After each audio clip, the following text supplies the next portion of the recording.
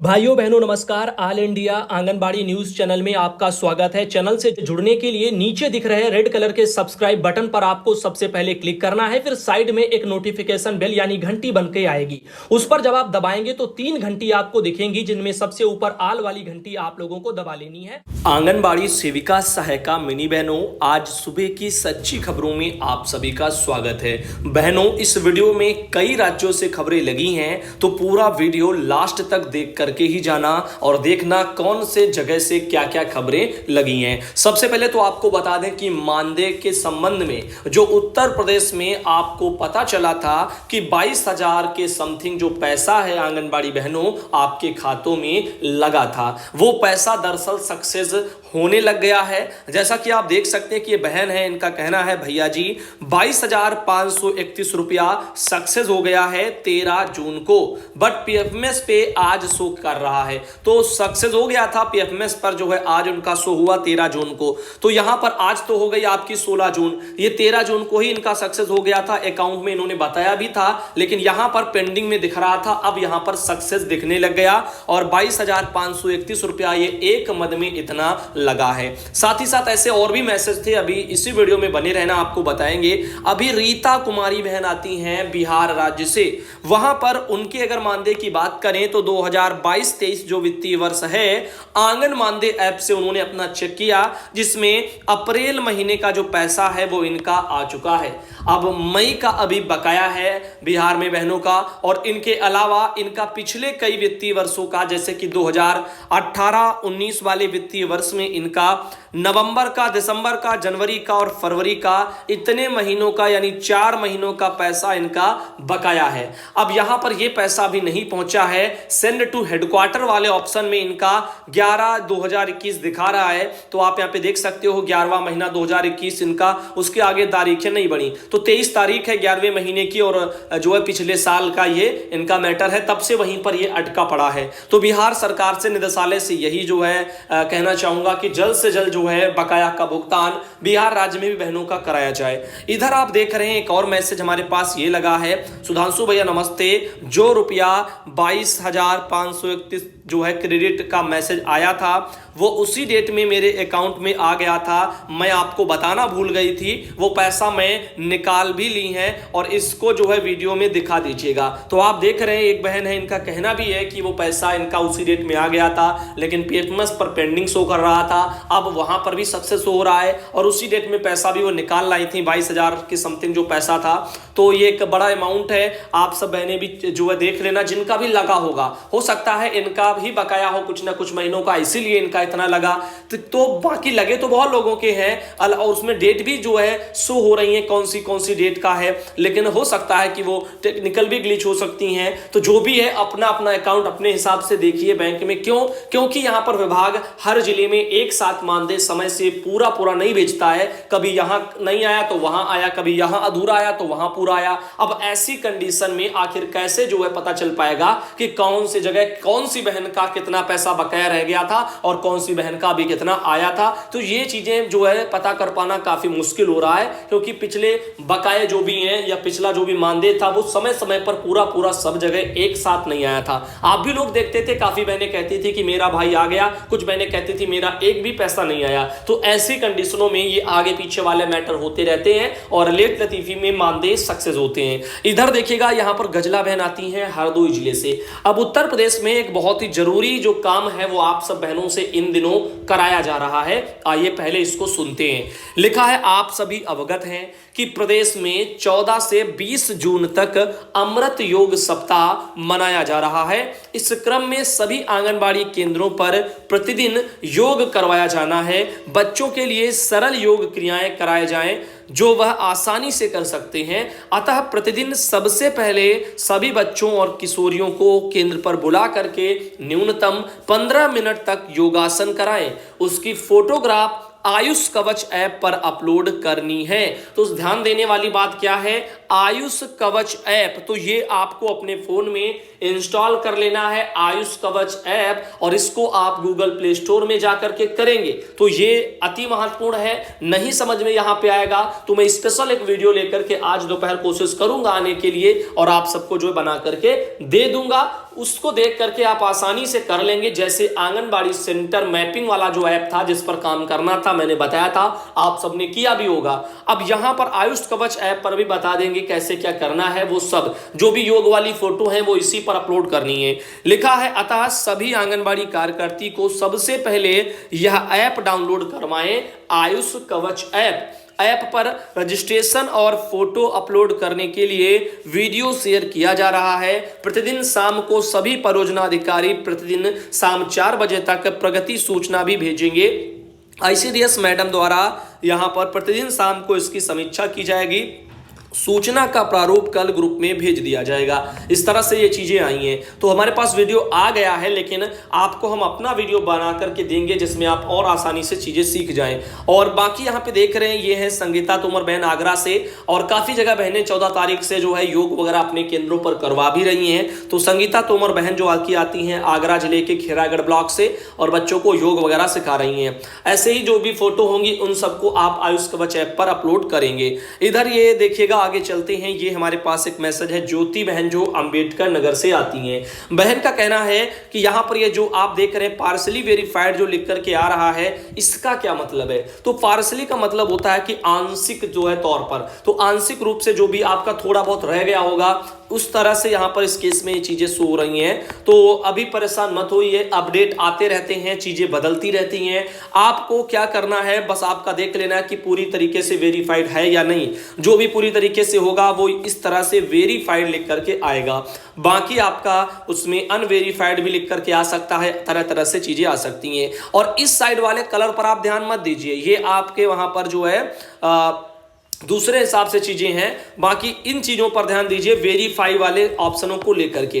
तो यहां पर आपको इस तरह का हरा करना है, तब आपका समझ लीजिएगा लाभार्थी वेरीफाई हो जाएगा।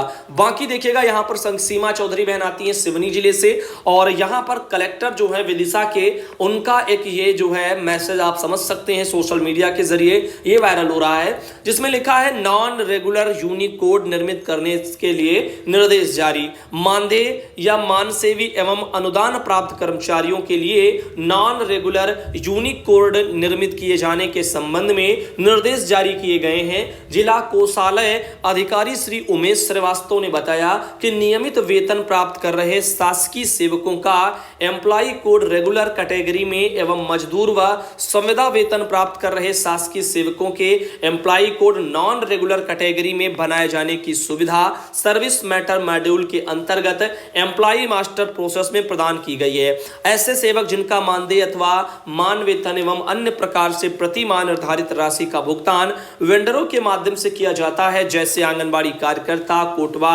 कोटेदार, इनको लिखना चाहिए था, इन्होंने गलत लिखा है, होमगार्ड आदि ऐसे समस्त सेवक जिन्हें वेतन अतिरिक्त अन्य मद से मानदेय अथवा मान वेतन आदि का भुगतान वेंडर बना करके किया जा रहा है, उनका non regular unique employ code तैयार किया जाना है।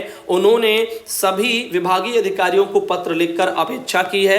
कर्मचारियों के नॉन यूनिक कोड जून 2022 माह के अंत तक कंप्लीट कर लिए जाएं, जिससे जुलाई में देय वेतन का भुगतान एम्प्लॉय कोड के माध्यम से हो सकेगा। तो इस तरह से चीजें हैं जिसके बारे में थोड़ा बहुत जो है बदलाव की दिशा में प्रयास हो रहे हैं। आगे बात करते हैं और क्या है इस वीडियो में। तो यहां पर एक ये सरकारी आदेश है जो कि बिहार सरकार से आ रहा है। निदेशालय का ये 10 जून का जारी आदेश है। निदेशक जी ने सभी जिला प्रोग्राम पदाधिकारियों को बिहार में ये लेटर भेजा है, और ये अति आवश्यक लेटर है। राज्य यानी आपका बिहार राज्य के सभी आंगनबाड़ी केंद्रों के भवन से संबंधित सूचनाओं की प्रविष्टि आईसीडीएस निदेशालय के आंगन ऐप के अंतर्गत एनआईसी के द्वारा निर्धारित मेनू में करने के संबंध में आया है। और विस्तार से आपको बताते हैं, लिखा है कि उपयुक्त विषय के संबंध में सूचित करना है कि महिला बाल विकास मंत्रालय भारत सरकार नई दिल्ली के द्वारा प्रत्येक माह में आंगनबाड़ी केंद्र भवन के आधारभूत संरचनाओं से संबंधित जो प्रतिवेदन है उनकी मांग की जाती है, जिसे आईसीडीएस निदेशालय द्वारा जिले से आंगन ऐप पर उपलब्ध कराई गई सूचनाओं का संकलन करके भारत सरकार को प्रत्येक माह के प्रथम सप्ताह में भेजा जाता है। और विदित हो कि पूर्व में आंगन ऐप पर उपलब्ध कराई गई सूचनाओं से विभिन्न सूचनाओं की आवश्यकता है। साथ ही साथ एवं जो है भारत सरकार के द्वारा भी पूर्व प्रपत्र में कुछ कुछ अतिरिक्त सूचनाओं की मांग भी की गई है, जिसके अनुसार आंगन ऐप के अंतर्गत एनआईसी के द्वारा एमआईएस में आंशिक संशोधन करके अंतिम रूप उसको दिया गया है। साथ ही निर्णय लिया गया है कि आंगनबाड़ी केंद्रों के संदर्भ में सूचनाएं एकत्रित करके एमआईएस डैशबोर्ड में एंट्री करने का कार्य संबंधित बाल विकास परियोजना पदाधिकारी करेंगे, जो इस हेतु नोडल पदाधिकारी नामित किए जाएंगे। उक्त के आलोक में सभी बाल विकास परियोजना पदाधिकारी को अपने परियोजना का नोडल पदाधिकारी नामित करने हेतु निर्देश दिया जाता है। आईसीडीएस निदेशालय के आंगन ऐप के अंतर्गत एनआईसी के द्वारा निर्धारित मेनू में 1 सप्ताह के भीतर अपने परियोजना के आंगनबाड़ी केंद्र भवनों के संबंध में वांछित सूचनाएं संबंधित सेविकाओं से प्राप्त करके एकत्र करके संलग्नक नेविगेशन चार्ट जो है यानी नमूना की जो प्रति है उसके साथ अनुसार प्रविष्टि करना है। प्रत्येक माह के प्रथम कार्य दिवस पर अनिवार्य रूप से उसको अद्यतन भी करना सुनिश्चित करें। सभी जिला प्रोग्राम पदाधिकारी को निर्देश दिया जाता है कि वे अपने जिला के अंतर्गत निर्धारित समय में वांछित प्रविष्टि करना सुनिश्चित करें। चूंकि वर्तमान कार्य निर्धारित समयावधि के भीतर पूर्ण किया जाना है, इसलिए किसी भी प्रकार की लापरवाही स्वीकार्य नहीं होगी। किसी भी प्रकार की शिथिलता को अत्यंत गंभीरता से लिया जाएगा। साथ ही विलंब की स्थिति में संबंधित सेविका की अनुपस्थिति या मानदेय अवरुद्ध कर दिया जाएगा, जिसकी जवाबदेही बाल विकास परियोजना पदाधिकारी की होगी। ये अति आवश्यक समझा जाए। इस तरह से लेटर बिहार में आया है। एक ये बहन है, इनका कहना है आंगनबाड़ी सेंटर खोला गया, इसको भर्ती है तो नहीं हो पा रहा है, नेटवर्क उपलब्ध नहीं है कह रहा है। तो नेटवर्क का अपना ध्यान दीजिए, आपके वहां पर नेटवर्क की दिक्कत है, इस तरह की एरर शो कर रही है। बाकी हो सकता है कि आपके वहां नेटवर्क हो और फिर भी एरर शो कर रही हो इस तरह की, तो ये ऊपर से ही टेक्निकल खराबी होगी। तो ये जब अपडेट आएगा तो समस्या का शायद समाधान हो जाए, या अपना जो है इसको अपडेट कर लेना। इधर देखिएगा, ये है जिला कार्यक्रम अधिकारी आईसीडीएस वगैरह प्रयागराज से 14 जून को उनका एक ये आर्डर जो है निकला है समस्त बाल विकास परियोजना अधिकारियों के लिए, जिसमें उन्होंने कहा है कि नेफेड के द्वारा ऑडिट कराए जाने के संबंध में है। तो इसको विस्तार से बताते हैं। मनोज कुमार राव जी हैं, डीपीओ हैं प्रयागराज से। उनका कहना है कि 14/10/2021 के द्वारा इंटरनल ऑडिटर की नियुक्ति करते हुए पत्र संख्या 30/5/22 वाली, इसके द्वारा यहां पर जो है संबंधित ऑडिटर के द्वारा वेरिफिकेशन हेतु जनपदवार तिथि निर्धारित की गई है। उक्तानुसार जनपद प्रयागराज के लिए 20 जून की तिथि निर्धारित है। आपको निर्देशित किया जाता है कि अपने कार्यालय के अभिलेखों को ठीक और दुरुस्त करते हुए नेफेड की अपेक्षा अनुसार ऑडिट टीम को अपेक्षित सहयोग एवं व्यवस्था देना सुनिश्चित करें। तो यहां पर जो है आप देख रहे हैं ऑडिट वाला काम होना है, तो ये बिहार में भी होने हैं। तो इस तरह से आप लोगों को ध्यान देना है,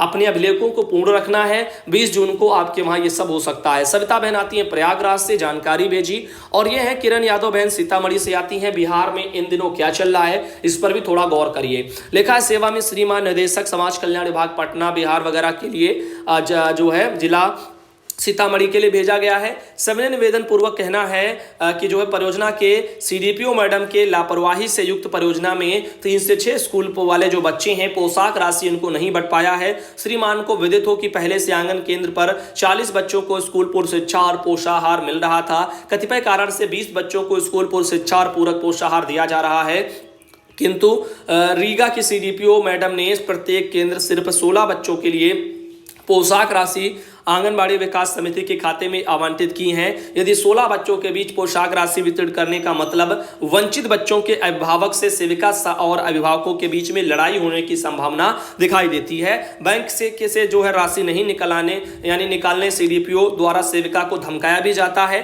तो इस तरह से चीजें हैं। यानी कहने का तात्पर्य यह है, पहले 40 बच्चों के लिए पोशाक राशि का पैसा आता था, अब 20 बच्चों के लिए केवल जो है यहाँ पर फिर जो है बताया गया, जिसमें से 16 बच्चों का बता रहे हैं कि आया है। अब इस हिसाब से किसको दे किसको ना दे, जिसको नहीं मिलेगा उसका माँ बाप जो अभी जो यहाँ पर झगड़ा करेगा। तो इस तरह की जो ये दिक्कतें आ रही हैं, विभाग इस पर संज्ञान ले और जितने भी बच्चे हैं हर बच्चे का अधिकार है, अगर वहां पर किसी भी बच्चे को कुछ भी मिलता है तो अब ऐसा नहीं होना चाहिए कि यहाँ पर हर तरह से भेदभाव हो। राशन वितरण मामले में भी आप देखते हैं कई बार क्या होता है, लाभार्थी ज्यादा होते हैं राशन कम आता है। ये भी भेदभाव वाले ही कारण है और इन्हीं से जो है लड़ाई झगड़े पनपते हैं। तो बिहार में इस पर ध्यान दिया जाए। इधर संचिता अवस्थी बहन है जो कि आती है हरदोई से। इनका कहना है भाई नमस्ते, अप्रैल और मई में राज्य सरकार का बिल्कुल भी पैसा नहीं आया है, कब तक आएगा? मॉर्निंग में 7 बजे की न्यूज में बता देना। तो बहन अभी वो पैसा जो है लगा ही नहीं है, क्यों नहीं लगा है इसकी जानकारी नहीं है। लगेगा या जानकारी भी अगर आएगी कहीं से निदेशालय की तो आप लोगों को अवगत जरूर कराएंगे।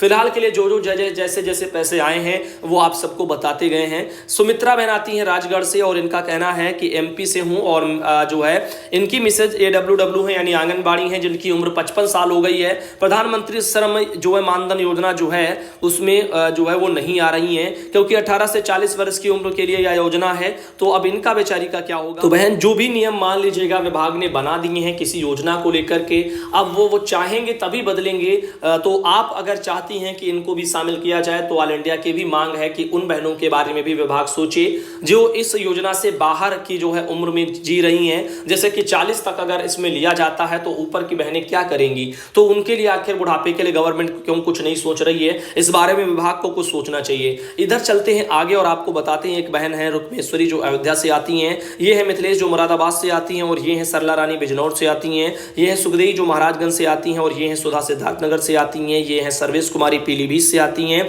पूजा बहन बरेली से आती हैं और गजला बहन हरदोई से आती हैं और ये मंजू देवी बहन औरैया से आती हैं, ये गायत्री बहन आजमगढ़ से आती हैं और ये है अनीता यादव रामपुर से आती हैं और ये है ज्ञानमती साहू रायबरेली से आती हैं। आज जो सुबह का वीडियो है उसको